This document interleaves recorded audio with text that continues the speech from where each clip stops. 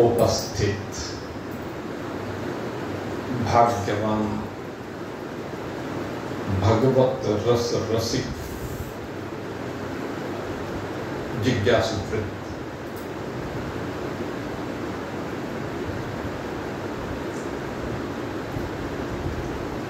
विचार सागर की इस षष्ठम तरंग के अंतर्गत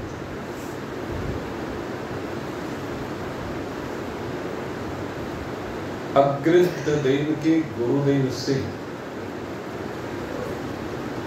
किए गए 3 प्रश्नों के ऊपर हम निरंतर चिंतन कर रहे हैं।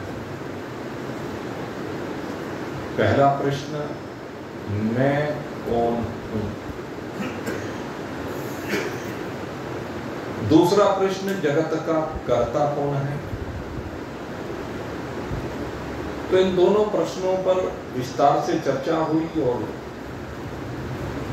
बताया गया कि मैं शुद्ध सच्चिदानंद घन ब्रह्म हूं और जगत का कर्ता ईश्वर है। तीसरा प्रश्न अग्रद देव का रहा, मुक्ति का हेतु क्या?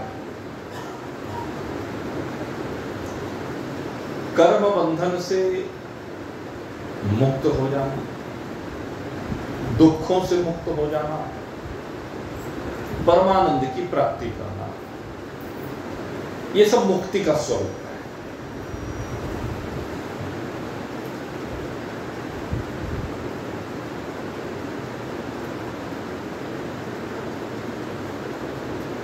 तो गुरुदेव ने अग्रद देव को बताया कि मुक्ति के हेतु की अगर हम बात करें तो केवल एक ही हेतु है और वो है ब्रह्म ज्ञान। ब्रह्म ज्ञान के अतिरिक्त कोई दूसरा हेतु नहीं। अनेक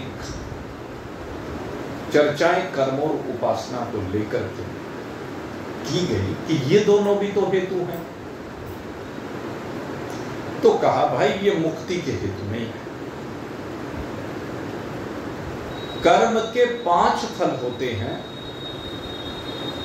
कर्म का फल इन 5 के अतिरिक्त कुछ नहीं। या तो कर्म के द्वारा कुछ पैदा किया जा सकता है, या कर्म के द्वारा कुछ विनिष्ट किया जा सकता है,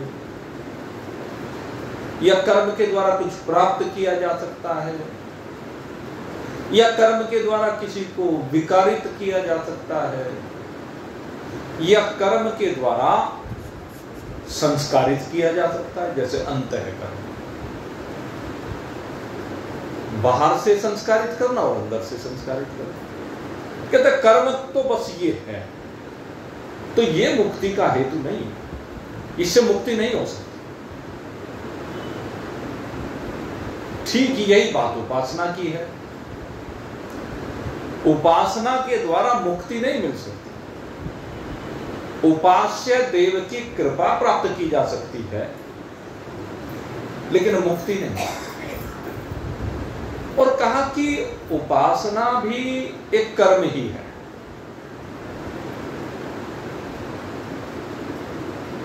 और ये बस मानसिक कर्म है,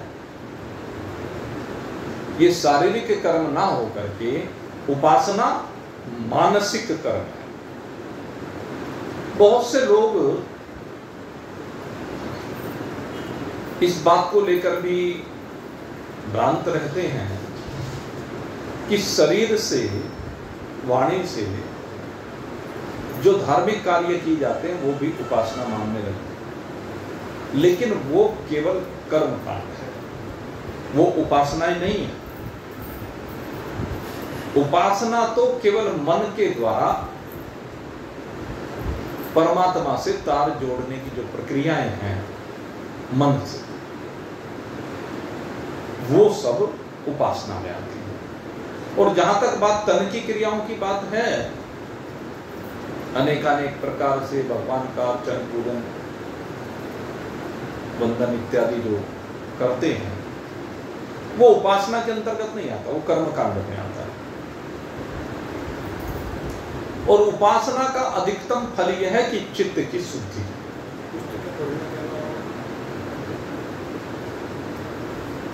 उपासना चित्त की शुद्धि करती है। उपास्य देव की कृपा उससे प्राप्त की जाती है। इसलिए ये दोनों ज्ञान के हेतु हैं, क्योंकि इनसे ज्ञान तो हो नहीं रहा, अपने स्वरूप का बोध हो नहीं रहा। स्वरूप के बोध की तो केवल एक निश्चित प्रक्रिया है, और स्वरूप बोध की जो प्रक्रिया है उसमें सबसे पहले अधिकारी चाहिए। स्वरूप बोध केवल अधिकारी को हो सकता है, पहली कंडीशन यह है। अगर अधिकारी नहीं है तो स्वरूप बोध भी नहीं। इस बात को अच्छी प्रकार से समझो। जो इन कर्म और उपासनाओं के बंधन में बंधा हुआ है उसे स्वरूप बोध संभव नहीं। इनसे जो हो सकता है वो आपको बताओ। स्वरूप बोध तो अधिकारी को होगा, और अधिकारित्व में जो लक्षण आते हैं, नंबर 1 विवेक, सत्य और असत्य का विवेक हो जाए। क्या यहां पर सत्य है, क्या यहां पर असत्य है, क्या रहने वाला है, क्या विनिष्ट हो जाने वाला है। सीधी सी बात है। जब यह समझ में आ जाए तो उसको विवेक कहा जाता है। दूसरी जो बात आती है कि वैराग्य। ये जो वैराग्य है ये सबसे महत्वपूर्ण चीज है। ये होने के बाद भी अधिकारित्व है, इसके होने से ज्ञान नहीं है, ये भी समझिए। न विवेक के होने से ज्ञान है, न वैराग्य के होने से ज्ञान है। कर्म और भक्ति की बात छोड़ दीजिए, वैराग्य होने से भी ज्ञान नहीं है। वैराग्य भी सीधे सीधे ज्ञान का हेतु नहीं है। वैराग्य क्या है? न इस लोक के भोगों की कामना हो, न परलोक के भोगों की कामना हो। जब आपकी संपूर्ण चाहते समाप्त हो जाए, न खाने की चाहत रहे, न पहनने की चाहत रहे, न उस संसार की अन्य चाहत रहे, ये जितनी भी चाहते हैं ये वैराग्य में बाधक है। साधक नहीं, बाधक है। और तीसरी बात कही कि सट संपत्ति होनी चाहिए। मन पर नियंत्रण, तन पर नियंत्रण। मन और तन दोनों पर नियंत्रण होना चाहिए। ये नहीं कि दावत में गए और देखते ही सामान को जीभ लपलपाने लगी, तो कहां रहा मन पर और तन पर नियंत्रण? कहां रहा? जब चाट पकौड़ियों को देख करके चाट पकौड़ियां खाने की अभिलाषा जागृत हो गई तो वैराग्य कहां? ये वैराग्य नहीं है। दो चीजें हैं इसमें। एक तो भाई उदर पूर्ति के लिए भोजन तो करना, और भोजन के दो तरीके हैं। एक भोजन का तरीका यह है, घर में तो रोज खैर चलो सब संयमित अपने हिसाब से कर ही लेते। समस्याएं आती हैं बाहर, समस्याएं आती हैं दावतों में। आप जब दावत में जाएं तो वहां पर दो तरह की बातों पर ध्यान रखने की बात है। एक तो यह है कि आप अपनी इच्छा से विभिन्न स्टालों की तरफ जा रहे हैं, तो वो स्टाल कौन से, ये चिंतन करने की बात है। मैं बिल्कुल आपको प्रैक्टिकल बात बता रहा हूं। एक स्थिति तो ये है कि आप गए, सामने चाट दिख रही है, सामने ये पता नहीं क्या क्या, चाउमीन, बर्गर, पता नहीं क्या क्या, और उन्हें देख करके उनको खाने का मन आपका करने लगा। तो ये परीक्षण है। अगर यदि आप उन स्टाइल की तरफ जा रहे हैं तो समझ लीजिए वैराग नहीं। बिल्कुल स्पष्ट बात है, इसका मतलब वैराग्य नहीं। दूसरी बात, आप एक जगह पर बैठ गए और कोई दूसरा आपको परोस रहा है और आप से अगर यदि वो पूछे भाई भोजन, तो सीधी बात है कि जो सादा भोजन है वो ले आ, उसमें कोई दिक्कत नहीं। लेकिन उस सादे भोजन के साथ कोई ऐसी चीज वो ले आया और जबरदस्ती करने लगा कि नहीं ये खा लो, तो उसमें दोष नहीं है। आपकी आसक्ति उसमें नहीं है तो वो भी भोजन, ऐसा नहीं कि भोजन है नहीं है, भोजन वो भी है, एक समय पर वो भी खाया जा सकता है, लेकिन आसक्ति बस नहीं। कोई रसगुल्ला खाने के लिए ले आया तो कोई बात नहीं, ले आया तो उसने कहा, उसका सम्मान करते हुए ले लिया, लेकिन उस रसगुल्ले में स्वाद लिया जा रहा है क्या, चटकारे लेकर खाया जा रहा है क्या, विषय ये है। तो वैराग्य का पता इस बात से चलता है, इससे आपके मन के नियंत्रण का पता चलता है, समोर्धम, इससे आपके शरीर के नियंत्रण का पता चलता है। अब जैसे हमारे एक सत्संगी, इनको क्या है कि वो गोलगप्पे खाने का शौक है। अब हमारे साथ रहते हुए अपने आप से तो कहे नहीं, हमें प्रकृति का पता है, तो हमें कभी मौका लग जाता है तो खिलवा देते हैं, उनकी भावना क्या है वो, तो उसमें दोष नहीं है, क्योंकि वो हमारी इच्छा से खाया गया। लेकिन अपनी इच्छा से अगर यदि उसमें भी आसक्ति बनी हुई है तो ये वैराग्य नहीं है। वैराग्यवान को बिल्कुल नियंत्रण में रहना पड़ेगा, पूरी तरह से नियंत्रण में। हम हंसते हो भाई, जब भी तो अधूरापन है।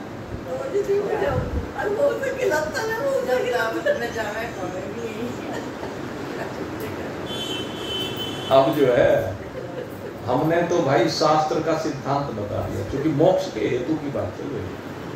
अगर मोक्ष के हेतु की बात करें तो उसमें तो बात यही है भाई, वस्त्र जिसने जो पहनने को दे दिया पहन दिया,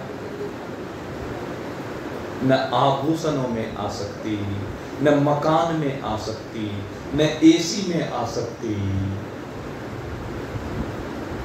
घर के जितनी भी चीजें हैं, ठंडे जल में, गर्म जल में,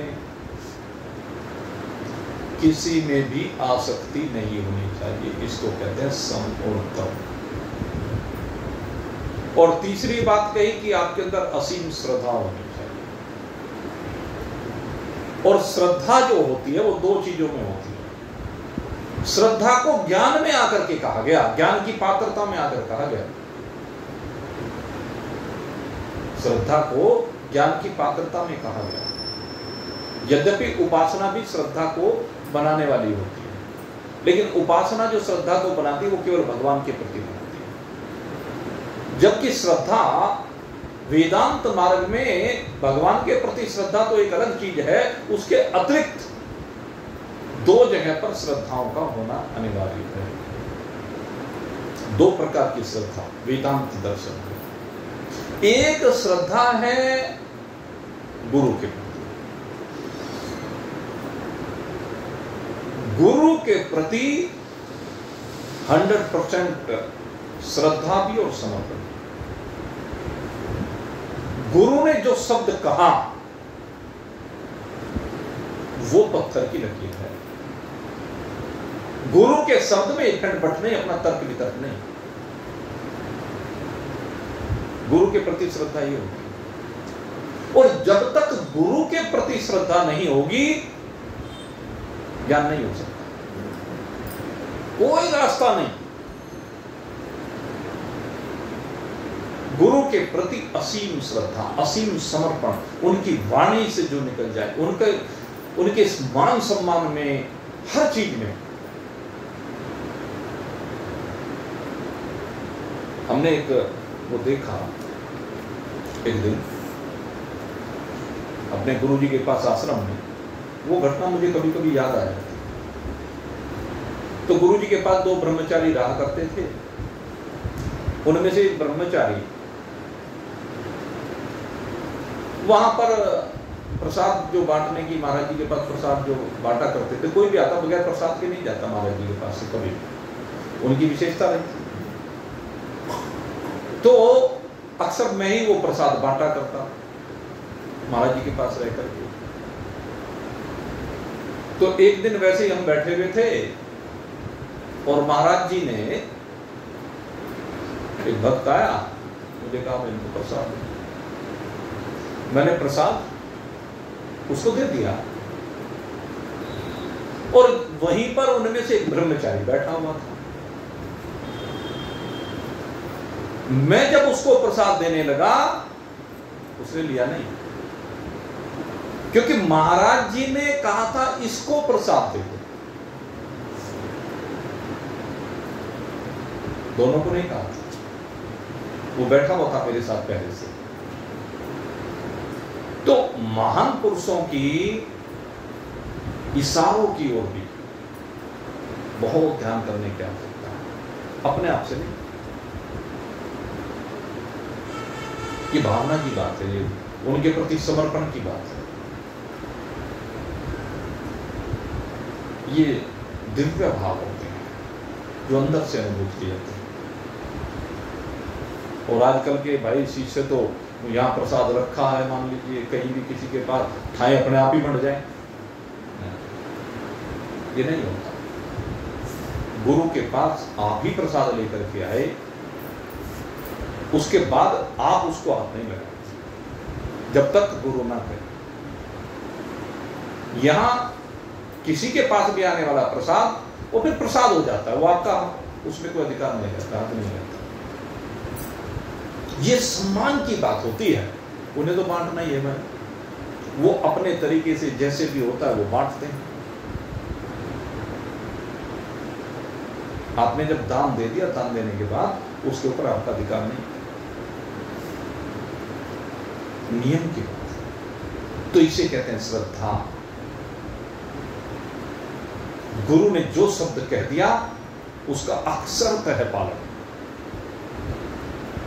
उसमें इफ एंड बट, किंतु परंतु, लेकिन ये सत्य नहीं होते। तो पहला विषय तो श्रद्धा में आता है ये कि गुरु के प्रति असीम श्रद्धा होनी चाहिए, संपूर्ण समर्पण होना चाहिए और गुरु के इशारे मात्र से बात को समझने वाला शिष्य होना चाहिए। जिस समय गुरु के पास बैठे तो गुरु की तरफ दृष्टि होनी चाहिए, इधर उधर बातों में दृष्टि नहीं होनी चाहिए। गुरु के सम्मुख बैठकर भी अगर यदि इधर उधर की चर्चा की तो इसका मतलब उसका ध्यान अन्यत्र। गुरु के पास बैठ करके इधर उधर आपस में चर्चाएं में लगे तो ये अवहेलना है, पाप होता है। उस समय केवल वहां पर बैठे, उनके मुख से जो निकले, जो भी श्रवित हो उसको ग्रहण करें। ये होती है गुरु के प्रति श्रद्धा। जहां कहीं भी गुरु दिखाई दे, उनके प्रति संपूर्ण समर्पण। गुरु को सदा सम्मान देते हुए मन से अपने जीवन को जिए, इसको श्रद्धा कहते हैं। और दूसरी श्रद्धा की बात कर रहा था, दूसरी श्रद्धा है शास्त्र। हमारे जो वेदांत के शास्त्र हैं वो 100% सत्य है। क्योंकि संशय करने वाले तो पता नहीं किस किस विषय को कहां से उठा करके किसी भी बात पर संशय कर देते। और विशेष रूप से हमारे यहाँ पुराणों में संशय किए जाते हैं, पुराणों की कथाओं को लेकर संशय किए जाते हैं। भाई पुराणों की जो कथाएं हैं वो बहुत प्राचीन है।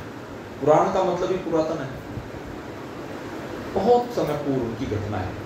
उस समय कैसा देश था, कैसा काल था, कैसी परिस्थितियां थी, धर्म का, लोक धर्म का क्या स्वरूप था, उसको हम नहीं जानते। 5000 10,000 साल पहले की, 1 2 लाख साल पहले की घटना के ऊपर आज चिंतन करने का अधिकार नकारात्मक किसी को नहीं, लेकिन अज्ञानी लोग करते हैं। अज्ञानी लोग करते ही हैं, ये गलत है। शास्त्र के ऊपर 100% विश्वास करें और ये समझे कि शास्त्र तो सही लिख रहा है, सही कह रहा है, हमारी पकड़ ठीक नहीं। इन शास्त्रों का स्वाध्याय करना ये श्रद्धा है। शास्त्रों का स्वाध्याय इस श्रद्धा के अंतर्गत आता है। श्रद्धा पूर्वक शास्त्रों का स्वाध्याय करें। और शास्त्र का तो आगे सारे में उपयोग है, आप श्रवण और मनन तक आगे जो बताएंगे, शास्त्र का वहां सब उपयोग है। शास्त्र की और गुरु की ही भूमिका है आगे। यद्यपि ज्ञान के साक्षात हेतु न शास्त्र है न गुरु है, ये भी बता, ये भी बीच में है और एक एक को हटाते जाए। श्रद्धा, शास्त्र और गुरु, इन दोनों में संपूर्ण श्रद्धा, संपूर्ण विश्वास, संपूर्ण प्रेम, संपूर्ण समर्पण, वो चाहे वेद हो, चाहे वेदों से निकला हुआ ज्ञान भाग उपनिषद हो, चाहे आरण्यक ग्रंथ हो, चाहे गीता जी हो, योग वशिष्ठ हो, जो प्रमाणित ग्रंथ है, और चाहे हमारी पुराण हो, महाभारत हो, रामायण हो। यद्यपि पुराण, रामायण, महाभारत ये हमारे नीव के प्रारंभिक ग्रंथ हैं, इनमें मिश्रित दृष्टिकोण है, मिश्रित बातें, इनमें कर्म भी है, इनमें उपासना भी है, इनमें ज्ञान, क्योंकि ये जैसा पात्र है उसके अनुसार ज्ञान है। लेकिन जब हम प्रस्थानत्रयी की ओर प्रवेश करते हैं तो यहां से केवल ज्ञान योग की चर्चा होती है। प्रस्थानत्रयी का मतलब है सबसे पहले इसमें 11 उपनिषद, वेदों का जो ज्ञान भाग है उनको उपनिषद कहते हैं। उपनिषद का मतलब जो अपने समीप ले, जो आपको आत्मा के निकट लेकर आए, वो ज्ञान, ये उपनिषद। दूसरे नंबर पर हमारा जो अंतिम शास्त्र है वो है ब्रह्म सूत्र, वेदांत दर्शन। 5 शास्त्र पहले पढ़ चुके होते हैं, लेकिन प्रस्थानत्रयी के अंतर्गत अंत में ब्रह्म सूत्र को रखा गया है। और तीसरे नंबर पर श्रीमद् भगवद गीता, ये गीता इन उपनिषदों का भी सार है। तो इस प्रकार से तीनों मुख्य जो ग्रंथ हैं ये 3 माने जाते हैं। इन तीनों में सब चीज आ जाती है। इसके बाद श्रवण के ग्रंथ होते हैं। श्रवण के ग्रंथ के अंदर प्रक्रिया ग्रंथ आते हैं। गुरु के मुख से श्रवण के ग्रंथों, इनको श्रवण के ग्रंथ कह ही लीजिए, कि इन्हें गुरु मुख से सुने, पढ़ें, स्वाध्याय करें, ये सब श्रवण में आता है। जो आप स्वाध्याय कर रहे हैं गुरु के साथ साथ, अपने आप से समझ में नहीं आता, लेकिन गुरु से जब आप सुन रहे हैं और साथ साथ उसको पढ़ भी रहे हैं तो ये श्रवण है। फिर उसमें जो शंकाएं आती हैं उनका गुरु से श्रद्धा पूर्वक, विनम्रता के साथ, ऐसे नहीं कोई भी जैसे जी में कभी भी कहीं बोल जाए, ये नहीं होता। अगर यदि आपके मन में कोई संशय आया है तो उसको समेट करके रखें, सहेज कर रखें, और जिस समय उचित समय देखें उस समय पर उस संशय को पूछना चाहिए।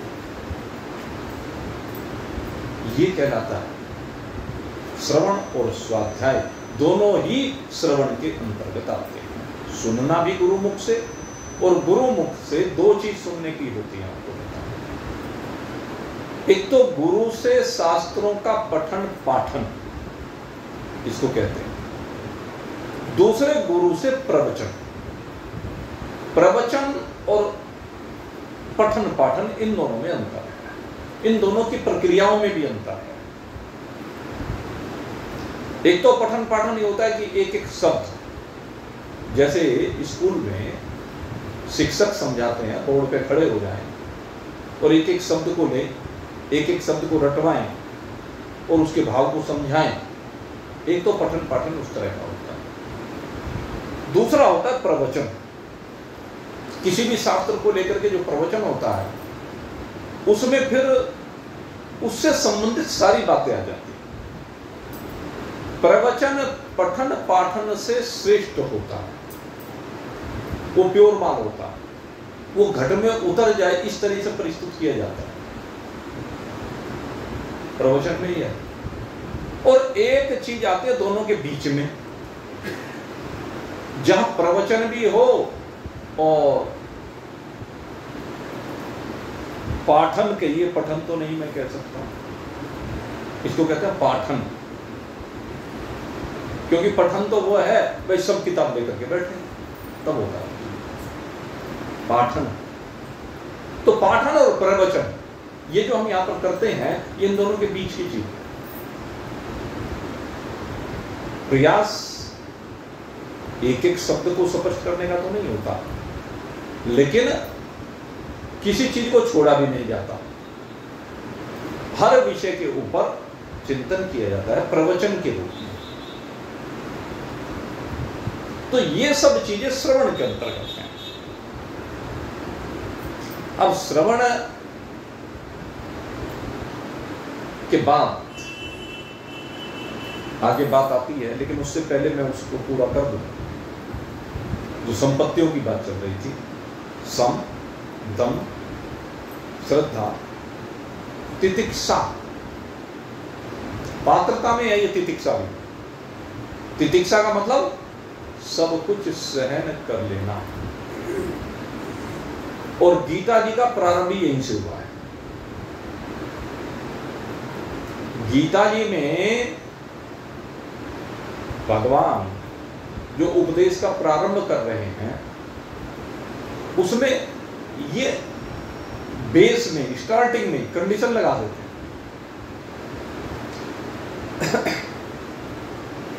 मात्रः स्पृशास्तु कौन्तेय, ध्यान से समझ लेना चाहिए। मात्रा स्पृशास्तु कौन्तेय शीतोष्ण सुख दुःखदा आत्मापायनो अनित्यः तास्तितिक्ष्व भारतः यमहीनो व्यच्छन्ते पुरुषं पुरुषरिषं सम दुःखं सुखं धीरं सो अमृतत्वाय कल्पते। गीता जी में जो भगवान ने प्रारंभ किया, तो उसमें शुरुआत में ही इस बात को कह दिया गया। तितिक्षा के ऊपर शुरुआत में चिंतन किया गया। कहते हैं जो हमारी 5 तन्मात्राएं हैं, शब्द, स्पर्श, रूप, रस,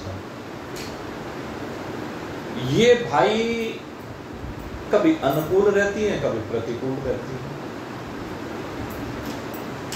इनमें अनुकूलता और प्रतिकूलता सदा रहती ही है। कभी अनुकूल हो जाते हैं, कभी ये प्रतिकूल हो जाते हैं। लेकिन जब ये अनुकूलता और प्रतिकूलता दोनों जीवन में आती हैं, ये अनुकूलता और प्रतिकूलता दोनों हमारे जीवन में आती हैं, तो उनको जो सहन करता है, और कैसे सहन करे? आगमा पाइनो अनित्यः,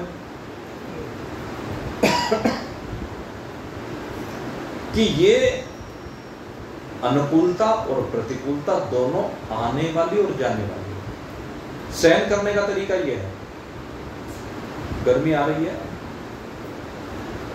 जाएगी कि नहीं जाएगी। जितना टेम्परेचर इस समय वृद्धि की ओर है, और ये मई जून में हाईएस्ट होता है, लेकिन जैसे ही मानसून का आगमन होता है पूरे देश में, कहीं भी हो जाए, किसी भी शहर में मानसून का आगमन मान लीजिए समुद्री इलाकों में प्रारंभ में हुआ, चाहे वो केरल तमिलनाडु में हो, बंगाल में हो, उड़ीसा में हो, इधर महाराष्ट्र इत्यादि में हो, समुद्र तटवर्ती जो प्रदेश हैं, लेकिन उनकी वजह से वो जो हवा के साथ नमी आती है वो टेम्परेचर को डाउन करना प्रारंभ कर देती है। यद्यपि गर्मी उस समय ज्यादा लगेगी, लेकिन टेम्परेचर डाउन होना शुरू हो जाएगा। तो टेम्परेचर डाउन हुआ, बढ़ा, फिर घटा, घटता जाएगा, फिर बढ़ता जाएगा। गर्मी आई जाएगी, बरसात आएगी जाएगी, सर्दी आएगी जाएगी। तो ये क्या है? आगमा अपायनो अनित्य है। ये सब आने वाले हैं और जाने वाले हैं, अनित्य हैं। और तो इन अनित्य से तू नित्य परेशान हो रहा है। देखो क्या विचित्र बात है, अनित्य से नित्य परेशान होता है। क्या खेल है? अनित्य को लेकर के नित्य परेशान होता है। एक बार अगर समझ ले कि आने वाली है, जाने वाली है, तो मन ठीक हो जाएगा। इन सब का एहसास इस मन से है। गर्मी, सर्दी, बरसात का एहसास इससे है। गर्मी है तो यहां है, असली गर्मी इसमें भरी हुई है।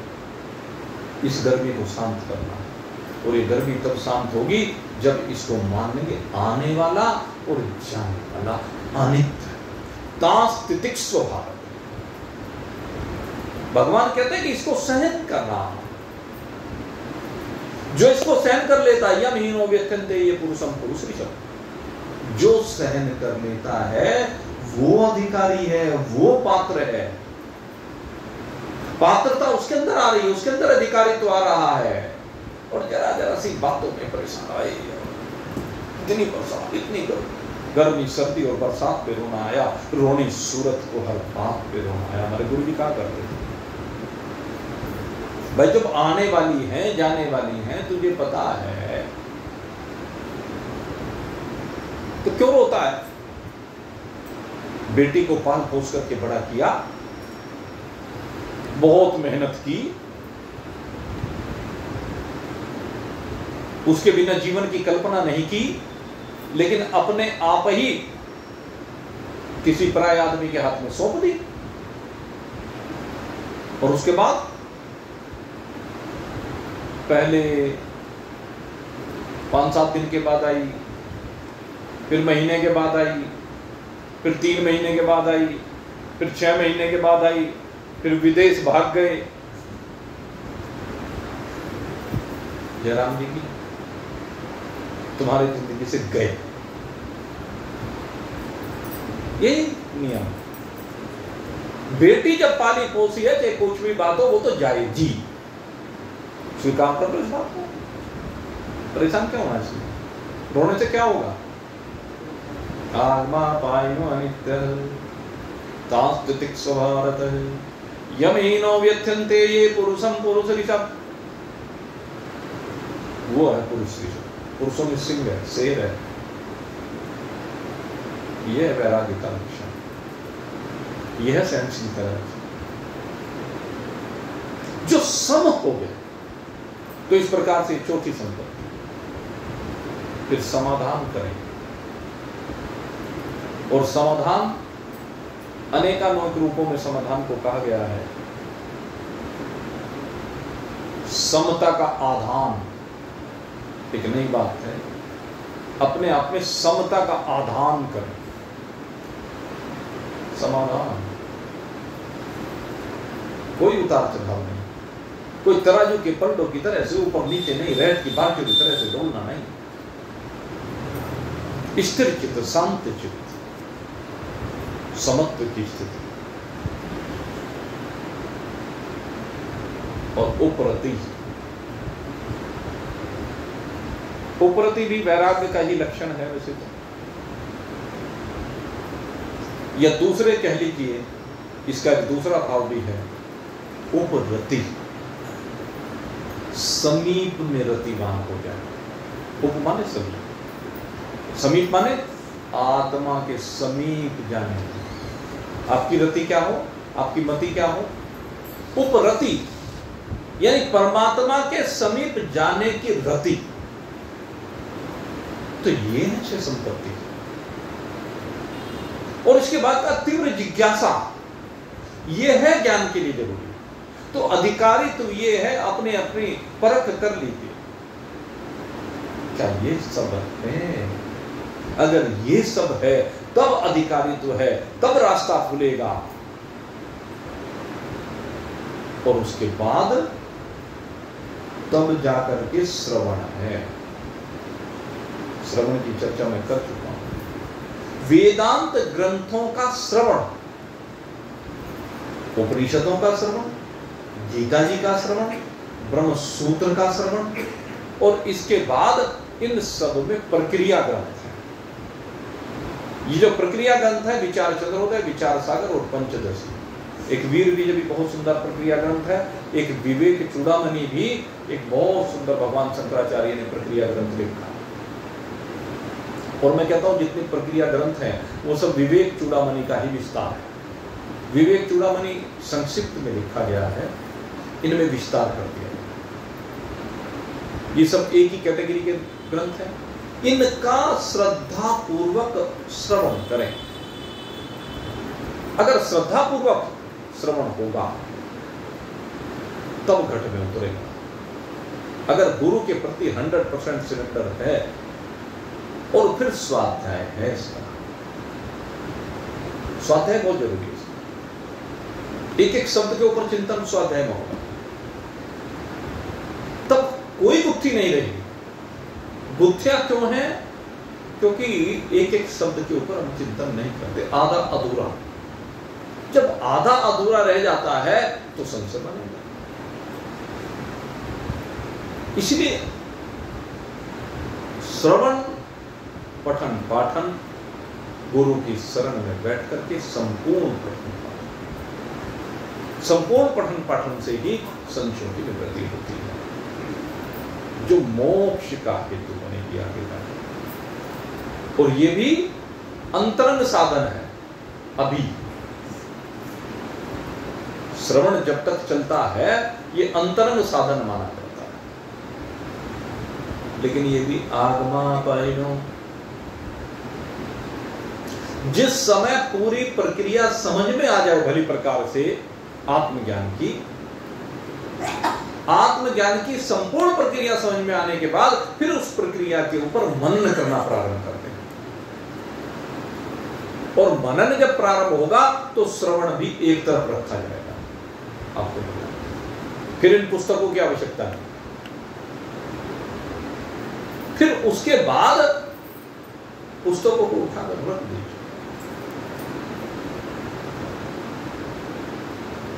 पुस्तकें तब तक हैं जब तक समझ में नहीं आए, और जब सारी प्रक्रिया समझ में आ गई, जैन में बैठ गई, तो उसके बाद इन पुस्तकों की कोई आवश्यकता नहीं।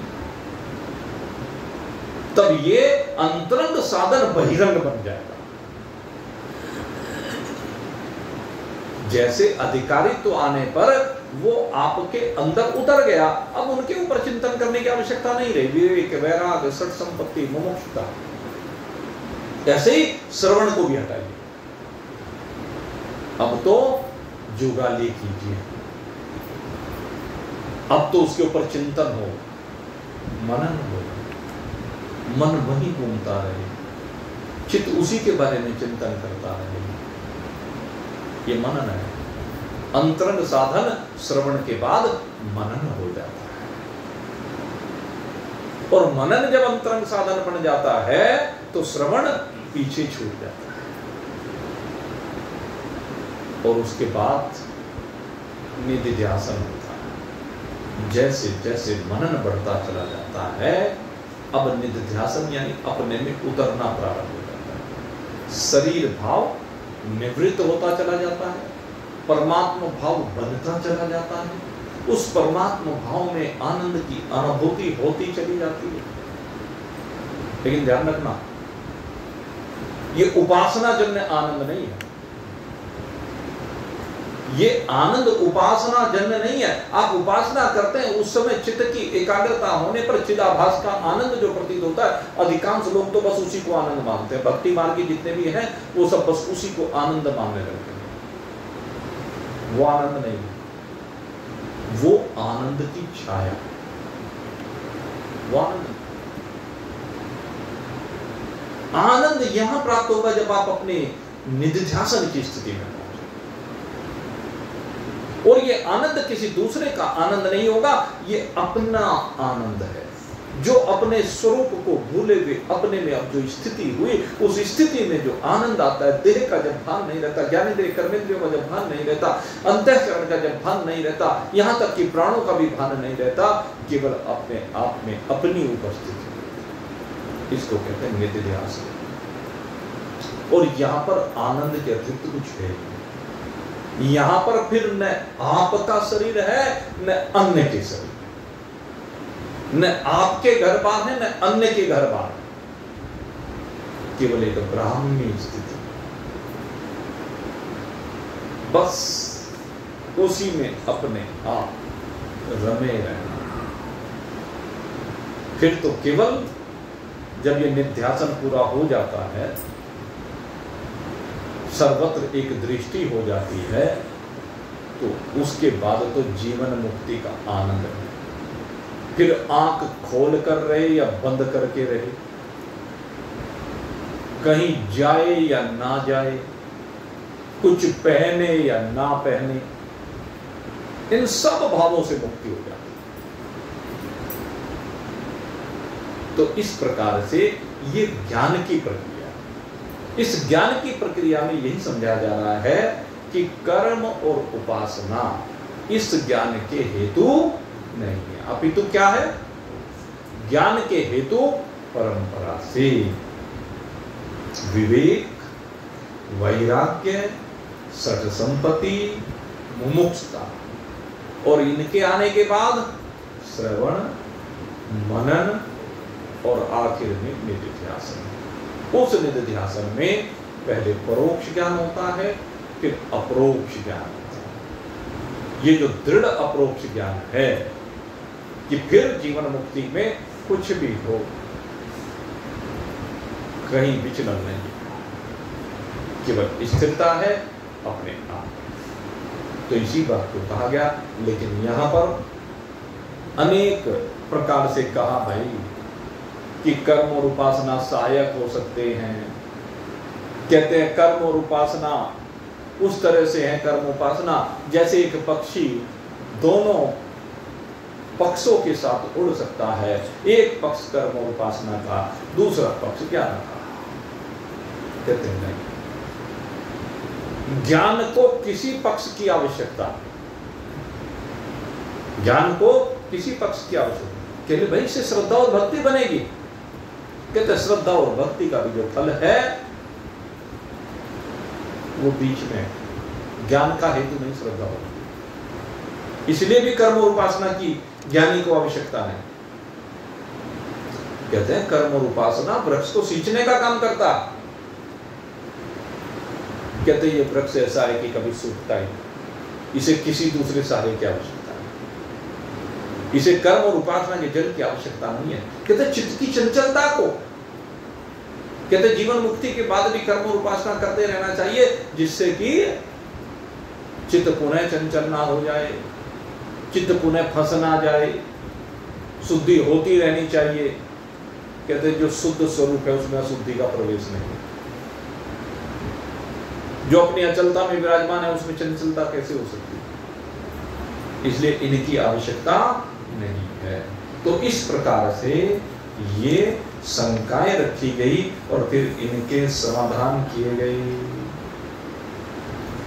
कहते तीर्थ का दर्शन जैसे प्रत्यक्ष ज्ञान का हेतु होता है, गमन की जो क्रिया है तीर्थ तक जाने की वो कर्म और उपासना के अंतर्गत आती है। कहते हैं भाई असली बात तो दर्शन की है,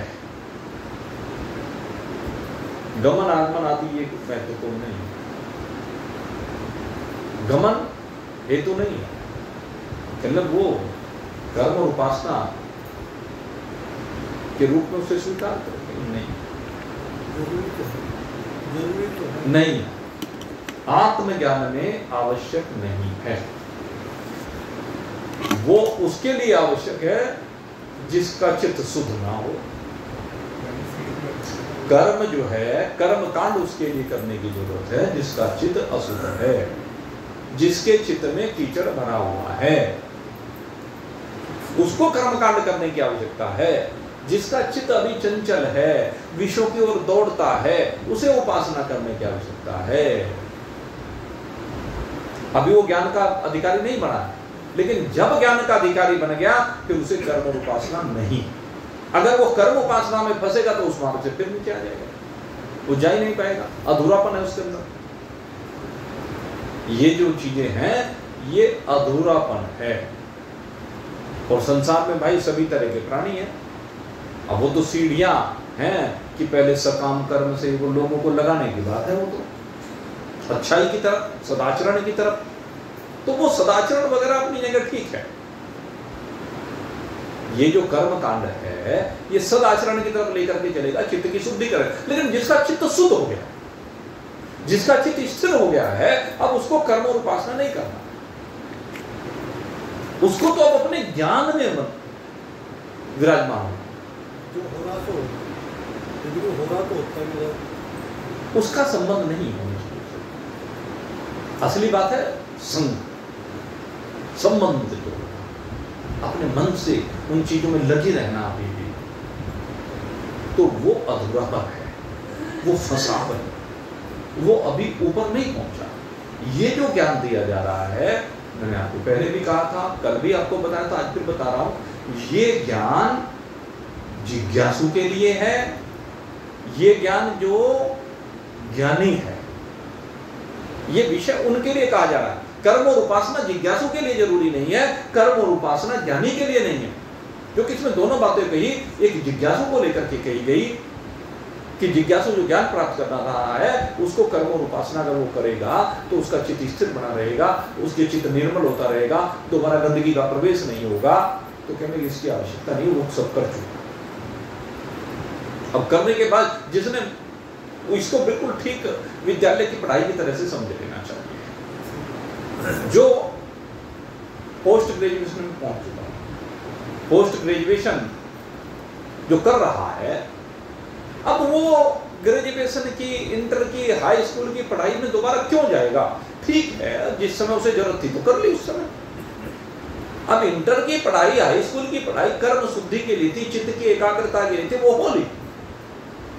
अब उसकी पीजी में कहाँ आवश्यकता है?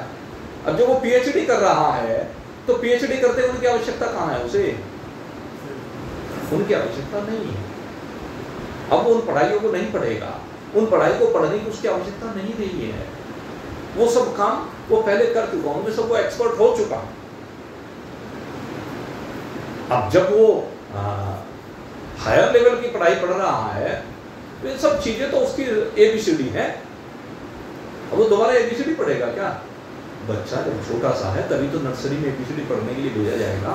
जब बड़ा हो गया तब भी एबीसीडी पढ़ने के लिए जाएगा क्या? एबीसीडी तो फिर व्यवहार में अपने आप ही, वो तो समाहित हो चुकी पहले, अब उसकी आवश्यकता नहीं रही। अब कोई कहेगी एबीसीडी के बगैर तो कोई सेंटेंस थोड़ा ना बनेगा, ये बात ठीक है, लेकिन एबीसीडी का जितना उपयोग था वो हो लिया, तो दोबारा से एबीसीडी पढ़ेगा वो। अगर उसे सेंटेंस लिखने हैं, सेंटेंस बोलने हैं, उनका उपयोग करना है तो एबीसीडी पढ़ेगा क्या दोबारा? उसकी आवश्यकता नहीं है। तो ऐसे कर्म और उपासना की जिज्ञासु को आवश्यकता नहीं है, ज्ञानी को आवश्यकता है। जिसे है सो करे। बात यह है ना, जिसे आवश्यकता है, जिसमें अभी अधूरापन है, जो अभी अपना लक्ष्य दूसरा लेकर के चल रहा है, वो कुछ ही करे। लेकिन जब तक ये यहां पर चूंकि वेदांत की पढ़ाई चल रही है, यहां नीचे की क्लास नहीं है, यहां पर ऊंची की क्लास है। अपर क्लासेज में जब आप पढ़ रहे हैं तो अपर क्लास की पढ़ाई में वो चीजें शामिल नहीं होती। जिन्होंने वो नहीं पढ़ रखी है भाई पहले पढ़ के आओ।